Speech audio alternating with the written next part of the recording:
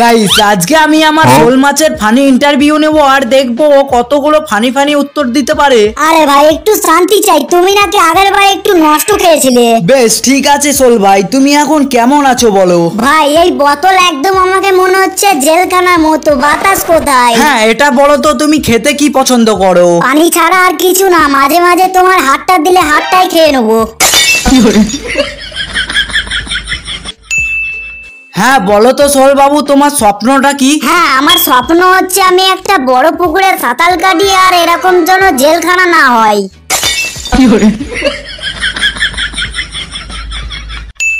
হ্যাঁ শোল বাবু তুমি বলো তো আমার ভিডিওতে থাকতে তোমার কেমন লাগছে? ভাই যদি এই ভিডিওতে 1 মিলিয়ন ভিউ আসে তাহলে আমাকে এই জেলখানা থেকে মুক্তি দিও।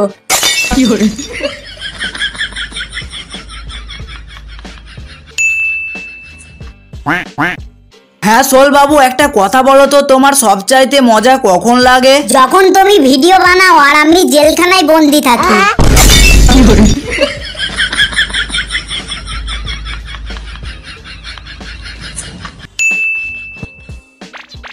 হ্যাঁ শোল বাবু তুমি বলো তো আমার সাবস্ক্রাইবার অডিয়েন্স গুলোকে তুমি কি বলবে? বলবো আমাকে এই জেলখানা বোতল থেকে বের করতে ভুলবেন না, আর হ্যাঁ মাছেদেরও মজার জীবন চাই।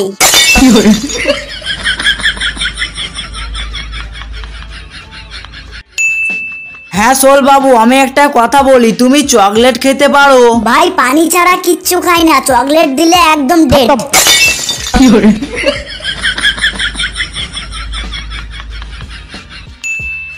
আর শোল বাবু তোমার বন্ধু আছে কি? এই বোতলে কেবল আমি আর একটা ভূত থাকি, তাই বন্ধু মিলে তোমাকে ধরবো।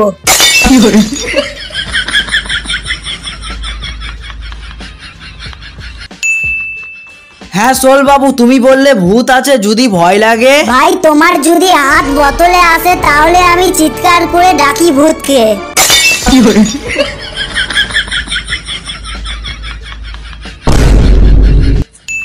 হ্যাঁ শোল বাবু একটা কথা তোমাকে বলি, আজকে তোমার সাথে কি মজার ঘটনা ঘটেছে? ভাই আজকে বোতলের ভেতরে নিজের ছবি দেখলাম। এই জেলখানা বোতল থেকে লাফিয়ে বের হতে চেয়েছিলাম কিন্তু মুখটি লাগানো ছিল বোতলে।